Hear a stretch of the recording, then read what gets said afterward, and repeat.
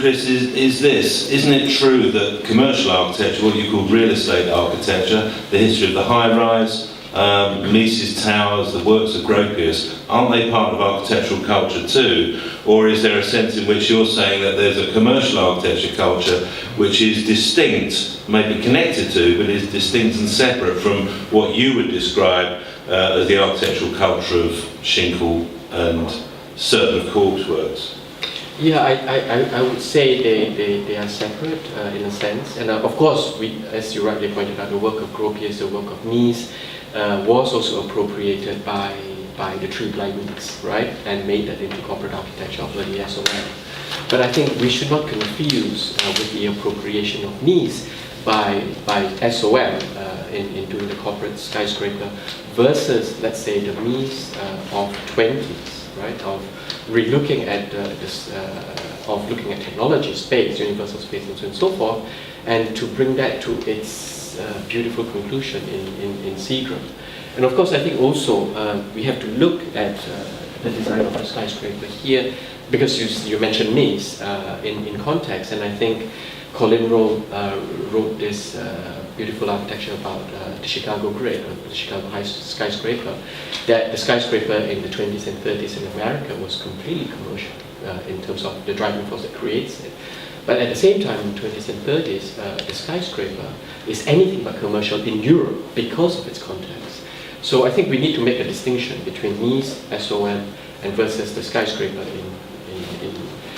in America and in Europe in the 20s. There's quite a significant implication in that, because as we apparently enter a world in which one of the aspects of globalization and capital flows is the desire for height rather than horizontality, that distinction between those things surely becomes rather more muddied. Yeah. I mean, there's, if you like, an architectural culture of high-rise buildings, which is developing in very interesting ways at the moment. That's right. To separate that off from, as it were, the history of proper architecture, isn't that the sort of mistake that in the West we made with Bannister Fletcher, where basically it was the history of European architecture with one or two chapters about Asia thrown in for good measure? Sure. No, not at all. I think I did not say that all high-rise architecture is commercial in a sense.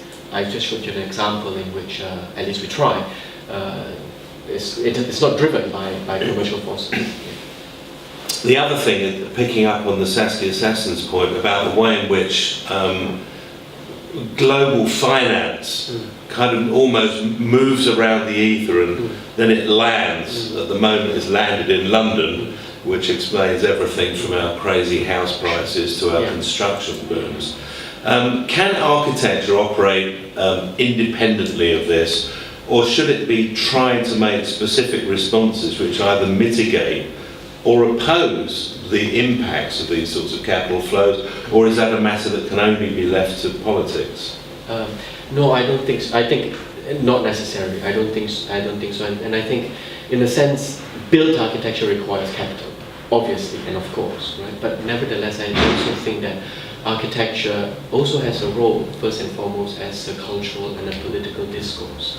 And in this realm, architecture is produced through its idea, through a critical realm, and in which perhaps, as a critique, this form of ideas may not be built tomorrow, may not be built by the system that we find ourselves in, but certainly I think it will shape the way in which decision makers would think about architecture and its funding, for instance, in 10, 15 years' time. Now, a final question is your reference to the banality which derives from the striving for novelty, which I couldn't agree with you more. But I wonder how you would make a distinction between novelty and innovation, which is, of course, entirely the story of architectural culture in many ways. What's the dividing line, and why is it that that global capital flows would demand novelty rather than what we might call genuine innovation? Yeah, well, I would say, in a sense, we see it a lot with architects presenting to developers that the design is different. We want something different. But something different may not be innovative. It is just different because it is different. It looks different. And usually it is the looking different that is valued in product differentiation. So in a sense that there is actually very little innovation to the high-rise, right?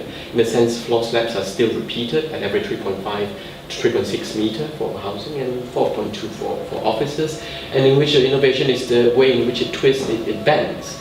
So I would say that is just difference for the sake of difference. So I make that distinction in a sense. Well, I think there's a marvellous cri de coeur for what we might think of as proper architecture, wherever it may be made. Chris Lee, thank you very much. Thank you.